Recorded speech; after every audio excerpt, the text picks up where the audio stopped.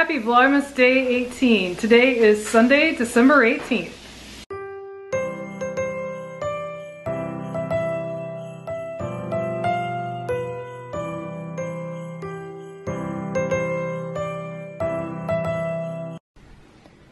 This morning we made gourmet breakfast. Sorry, no cooking demo. It actually ends up taking twice as long to cook when you film it, and I have to hurry this morning because I've got places to be, but made eggs with cheese and chives, breakfast potatoes, and I've got sausage. Brian, of course, does not have that, and I did not make that from scratch. That's Applegate Farms. I am finally going to make gluten-free sugar cookies. I've been meaning to make them all weekend, just been really busy, and I'm trying something new this time. This is the one thing I've never mastered since going gluten-free. You can make pretty good cookies, but to actually be able to roll them and cut shapes and it work, I haven't had success with that.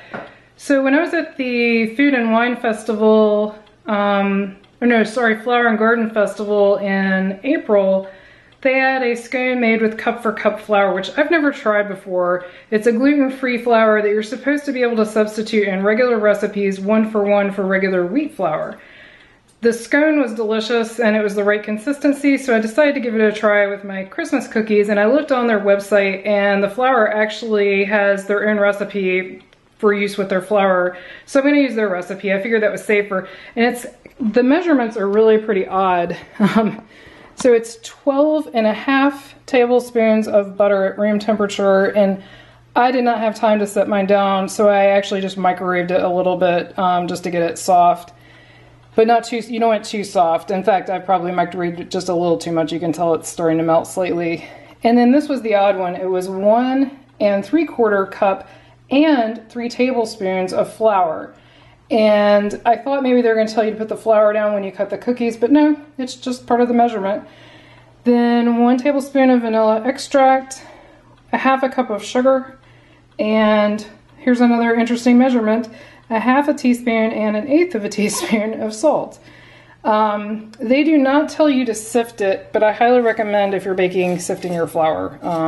Also, if you're gluten-free, do not use a sifter that's ever been used with wheat flour, because there's no way to make sure there's no cross-contamination. Make sure you've got your own.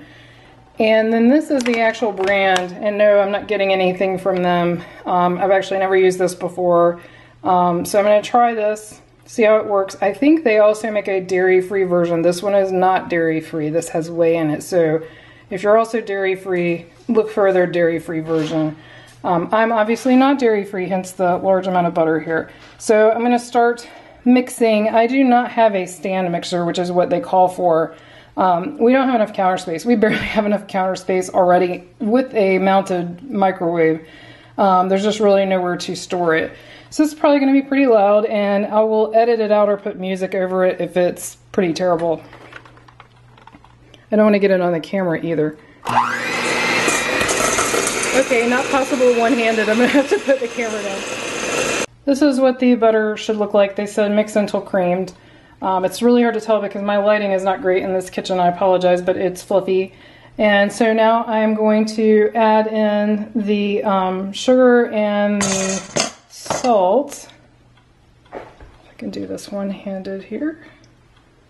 And you know, ideally, if you have a stand mixer, it would just be running while you do this, which would be better, but I don't have one. Someday, if we ever get a bigger kitchen, I'll get a stand mixer. And one of the salt, and the other salt. So I'm going to put the camera down to turn the mixer on, but I'm going to mix this for like 2 minutes until it gets very well incorporated and fluffy. I finished mixing the sugar and salt in with the butter, and it said to scrape down the sides before you add the vanilla. So I'm actually going to get Brian to come hold the camera while I do the vanilla, because there's no way to do that with one hand. So it called for 1 teaspoon of vanilla extract, and I'm using Whole Foods organic. It's just their store brand.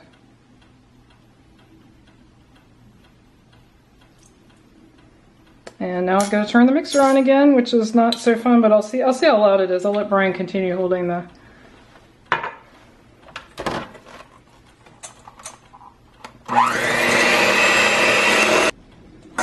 Alright, so I finished mixing in the vanilla. Now it says to add the flour in 2 parts, I think just so it'll, you know, mix better. So I'm gonna guesstimate. Oops, I forgot to sift. Right after I said how important sifting is. Oops. It's alright. Just a little bit.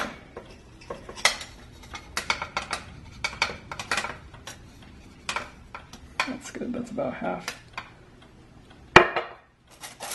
This just keeps you from having any lumps and it mixes a little faster.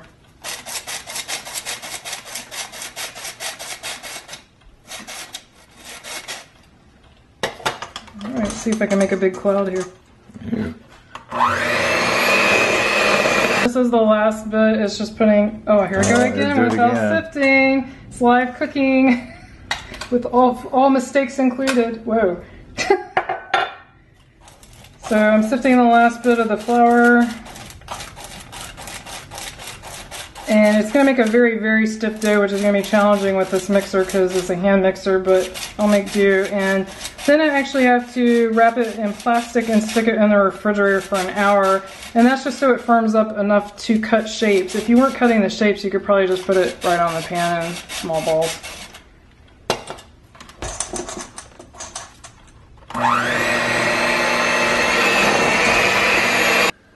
Okay, I finished mixing and I scraped down the sides. So now I need to dump it here and make it into a bowl and then put it in the refrigerator for an hour.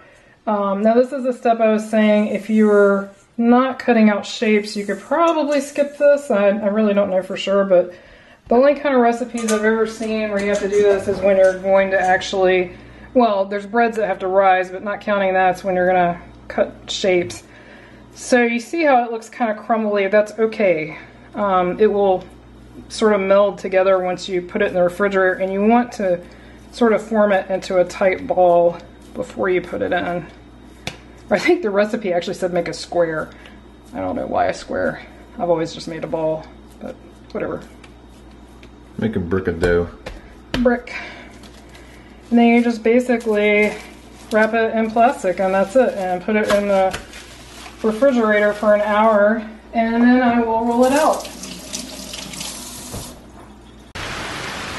We have been having super strange weather, and I know other people have too, but it has been unseasonably cold here, as in like highs in the, you know, 30s, and then today it was in the 70s and very humid, and now it is pouring. I mean, this came out of nowhere. It was like blue skies. Now it's pouring. I know it doesn't show up very well through the screen, but it is indeed pouring. And very windy.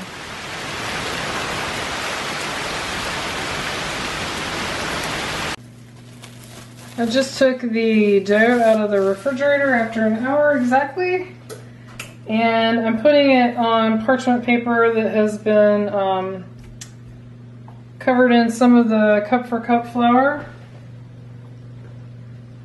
Turn it off, please. So you cover it with a second sheet of parchment paper and basically just start rolling it out. And it looks like it's crumbling, so that's not very reassuring. Add more butter. I think it already has a pretty high butter to flour ratio. So we finished this. I've rolled it out. We'll obviously have to do more than one cycle. We do have a question for everybody. Is this Santa Claus? Brian thinks it's a penguin. I think it's Santa Claus. Might be a fat penguin. I'm gonna cut it out. I think it's a fat Santa Claus. Cut it out and then peel it out. Might be easier to see. It's not gonna peel. I'll have to do it at the end. But anyway, there you go. So I'm gonna use, I have a bunch of different shapes. This is a sled. A star. So this will be pretty boring to watch, but I'm going to cut out all these different shapes and we'll show them to you when we get them on the actual cookie sheet. Okay, so we finished round one, and I am going to pull this all together again and roll it out again and cut more. Here we go. See what she's already cut out. And it's a fat penguin or something right there. I don't know what that is. It's Santa. Be sure to leave us a comment. You vote. Is it Santa or a penguin or something else? I have finished the cookies. Here they are. And ooh, they look tasty. I'm just gonna do the quick. I did finally find some gluten-free sprinkles, so I'm just gonna do red on one side and green on the other, which is pretty basic, I guess, but it's quick and easy. Brian's gonna stick these in the oven, and they only bake for 10 to 15 minutes, but you have to switch which shelf they're on halfway through so that they bake evenly. And we do have a convection oven. And in theory, you should not have to switch them, but my practice is convections still don't cook evenly, or maybe it's just our particular oven. All right, we think the cookies are done. We're gonna find out here. Ooh, they I think smell those good. could actually go longer, the top shelf. The bottom looks done though, because they're starting to brown around the edges. See? That looks perfect. Yay! I'm gonna move the other ones down to the bottom and leave them in about 3 more minutes. Cookies. I do not own a cooling rack, so what I always do is pick up the parchment paper and just move it off the pan just so they cool. And we have one casualty. The snowman just completely crumbled. So I'm not going to touch any of the other ones until they completely cool so that we can see if they're all going to crumble or if it's just because he was still too warm. We just pulled the second batch out of the oven. They took a little longer to cook. Brian pointed out some of these are pretty thick, which I think is what took so long to cook, but they're definitely done now. The first batch, as they cooled, well actually as we moved them off the cookie sheet, this one broke. And then as they cooled, this snowman broke, but they were both snowman. So I want to give these a chance to fully cool. It may just be that the snowman, if you notice his neck is really thin, it may just be the design of that particular cut is fragile, but we decided to eat the snowman. I like the CSI outline here. And we decided to eat him, and I think we both agree he's really good. Wouldn't you agree? He was good. Yeah, so I think as far as flavor goes, they're really good, but they seem pretty fragile, so I don't know how portable they are. We'll find out. We finished letting at least this tray cool, so I tried a star that was right here, and it was perfect, and it did not crumble, so the key is letting them cool completely before you move them at all, but then they won't cool if they're on the pan, so it's kind of a what do you do? But we carefully moved the second batch and none of them broke, not even the snowman. I found Pascal. He is in Brian's stocking, looking pretty sneaky. Brian has the leg lamp stocking from A Christmas Story. So we hope you've enjoyed today's Vlogmas, and we would say, I think out of, say, 1 to 5 scale with 5 being the highest, I would give the gluten-free cookies a 3.5. Of difficulty? No, it was easy to make. No, I meant taste and texture. They're still not quite right. I've yet to have a gluten-free sugar cookie that tastes like, just like, you know, mom made kind of, but they're not bad. They're definitely not bad, but they're just a little crumbly. So I don't think they'll port well for like gifts, or like if you were having a work event and you wanted to take them, I don't think they would work good for that. But anyway, so we're gonna sign off, and this guy is off for like 2 weeks. Maybe. Yeah. I'm on call. Yeah, he's on call, but he might be off for 2 weeks. I have to work 5 more days, so the next few days, maybe Brian will do some Vlogmas without me. But they'll probably be back to my ornament, you know, shorter versions. And then next weekend we're gonna have some exciting news, so definitely stay tuned for that. But anyway, I hope you guys have a great week. If you're off, enjoy it. If you're not, definitely you can feel my pain. So, bye. See you tomorrow. Should we let it go? Oh, you want to? Go ahead. Go ahead. Why not? Where is it? There she Why is. not? Come on, let it go.